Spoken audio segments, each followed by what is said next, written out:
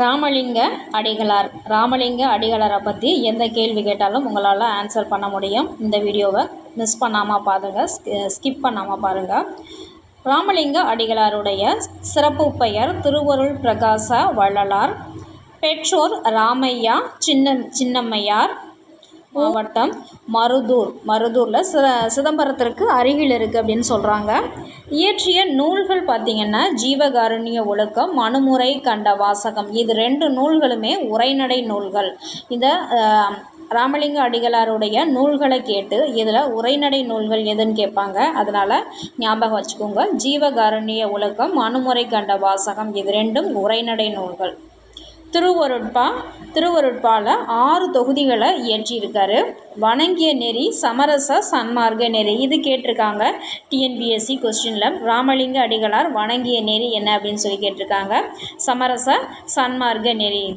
இவர் பதிப்பித்த நூல்கள் பார்த்திங்க அப்படின்னாக்க சின்மய தீபிகை, ஒளிவில் ஒடுக்கம், தொண்டை மண்டல சதகம். சதகம்னா 100 பாடல்கள். தொண்டை மண்டல சதகத்தில் 100 பாடல்கள் இருக்குது. இயற்றிய இயக்கங்கள் இதுவும் கேட்பாங்க. 1865 சமரச சுத்த சன்மார்க்க சங்கத்தை இயற்றியிருக்காரு. 1867 சத்திய தர்மசாலையை பசித்துய நீங்க உருவாக்கியிருக்காரு. 1872 ஞான சபை, அறிவு நெறி விளங்க ஞான சபையை ஏற்படுத்தியிருக்காரு. 1870 சித்தி வளாகத்தை ஏற்படுத்தியிருக்காரு. திருவருட்பாவில் 5818 பாடல்கள் இருக்குது. இந்த பாடல்களின் எண்ணிக்கையை ஞாபகம் வச்சுக்கோங்க. திருவருட்பாவில் உள்ள பாடல்களின் எண்ணிக்கை என்ன அப்படின்னு சொல்லி கேட்பாங்க. 5818 பாடல்களை கொண்டது. திருவருட்பாவை திருக்கூட்டல் அருள் கூட்டல் பா அப்படின்னு சொல்லி பிரிக்கலாம்.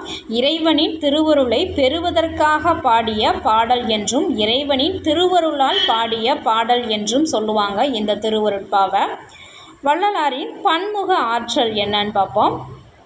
சிறந்த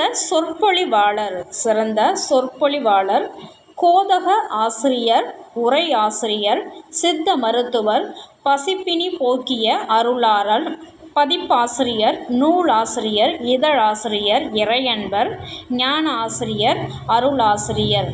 இவருடைய பாராட்டுக்கள். இவரை சிறப்பித்தவர்கள். வள்ளலாரை புதுநெறி கண்ட புலவன் என்று பாராட்டியவர் பாரதியார். வள்ளலாரை புதுநெறி கண்ட புலவர் என்று பாராட்டியவர் பாரதியார். வாடிய பயிரை கண்டபோதெல்லாம் வாடிய கருணை மனம் யாருடையது அப்படின்னு சொல்லி கேட்பாங்க. ராமலிங்க அடிகளார். வாடிய பயிரை கண்டபோதெல்லாம் வாடிய கருணை மனம் உடையவர் ராமலிங்க அடிகளார். மனித இனத்திற்கு செய்யும் தொண்டு மோட்சத்தை அடைவதற்கான வழி என்று கூறியவர் ராமலிங்க அடிகளார். அதாவது ராமலிங்க அடிகளாரும் ஒன்று சொல்லியிருப்பாங்க, விவேகானந்தரும் ஒன்று சொல்லியிருப்பாங்க. 2க்கும் டிஃப்ரென்ஸ் என்னன்னு பார்த்தீங்கன்னாக்கா, மக்கள் பணியே கடவுளுக்கு செய்யும் பணி என்று கூறியவர் விவேகானந்தர், மக்கள் பணியே கடவுள் பணி என்று வாழ்ந்தவர் அன்னை தெரசா. இந்த 3க்கும் உள்ள டிஃப்ரென்ஸு யார் எந்த டயலாக் சொல்லியிருக்காங்க அப்படிங்கிறத ஞாபகம் வச்சுக்கோங்க. உள்ள டிஃப்ரென்ஸை பார்த்துக்கோங்க. மனித இனத்திற்கு செய்யும் தொண்டு மோட்சத்தை அடைவதற்கான வழி என்று கூறியவர் ராமலிங்க அடிகளார். இறையருள் பெற்ற திருக்குழந்தை என்று இவரை குறிப்பிடுவர். இறையருள் பெற்ற திருக்குழந்தை என்று இவரை குறிப்பிடுவர். வள்ளலாரை உத்தம மனிதர் என்று கூறியவர் யாருன்னாக்க இந்த திகம்பர சாமியார். வள்ளலாரை உத்தம மனிதர் என்று கூறியவர் திகம்பர சாமியார். பாடல் வரிகள். இவருடைய பாடல் வரிகள் முக்கியமான பாடல்கள், அடிக்கடி கேட்டிருக்க பாடல் வரிகள். அகத்தே கருத்து, புறத்தே எழுத்து, உலகர் அனைவரையும் சமத்தே திருத்து பாடியவர் வள்ளலார். அடுத்தது, பெற்ற தாய்தனை மகமறந்தாலும், பிள்ளையை பெரும் தாய் மறந்தாலும், உற்ற தேகத்தை உயிர் மறந்தாலும், உயிரை மேவிய உடல் மறந்தாலும். இந்த பாடலை எழுதினது வள்ளலார்.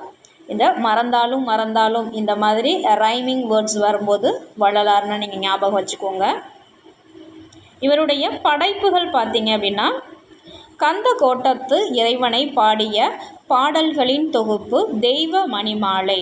கந்த கோட்டத்து இறைவனை பாடிய பாடல்களின் தொகுப்பு தெய்வ மணிமாலை. திருவெற்றியூர் சிவபெருமான் மீது பாடியது எழுத்தறியும் பெருமாள் மாலை, வடிவுடை மாணிக்க மாலை. உயிர் இரக்கமே பேரின்ப வீட்டின் திறவுகோல் என்றவர் ராமலிங்க அடிகளார். தமிழ் மொழியை இரவாத நிலை தரும் என்று கூறியவர் வள்ளலார். தமிழ் மொழியே இரவாத நிலை தரும் என்று கூறியவர் வள்ளலார். எளிதில் பேசவும் பாடல் இயற்றவும் இயற்கையாகவே அமைந்தது தென்மொழி ஆகிய தமிழ் மொழியே என்று கூறியவர் வள்ளலார். எளிதில் அது அதிகமாக கேட்பாங்க. ஏன்னா இந்த மாதிரியான கொட்டேஷனை நிறைய பேர் சொல்லியிருப்பாங்க. அதனால் இதை கொஞ்சம் ஞாபகம் வச்சுக்கோங்க. எளிதில் பேசவும் பாடல் இயற்றவும் இயற்கையாகவே அமைந்த தென்மொழி ஆகிய தமிழ் மொழியே என்று கூறியவர் வள்ளலார். வளரும் பிள்ளைகளுக்கு வள்ளலாரின் அறிவுரை ஒரு 10 அறிவுரை சொல்லியிருப்பாங்க. தாய் தந்தை மொழியை தள்ளி நடக்காதே, குருவை வணங்க கூசி நிற்காதே, வெயிலுக்கு ஒதுங்கும் விருட்சம் அழிக்காதே, மன ஒத்த நட்புக்கு வஞ்சகம் செய்யாதே, நல்லோர் மனத்தை நடுங்கச் செய்யாதே, பொருளை இச்சித்து பொய் சொல்லாதே, ஏழைகள் வயிறு எரியச் செய்யாதே, பசித்தோர் முகத்தை பாராதிராதே, இறப்போர்க்கு பிச்சை இல்லை எண்ணாதே, தானம் கொடுப்போரை தடுத்து நிறுத்தாதே. இந்த மாதிரி 10 அறிவுரைகளை சொல்லியிருக்காங்க. இந்த அறிவுரைகளும் போன டிஎன்பிசியில் கேட்டிருக்காங்க.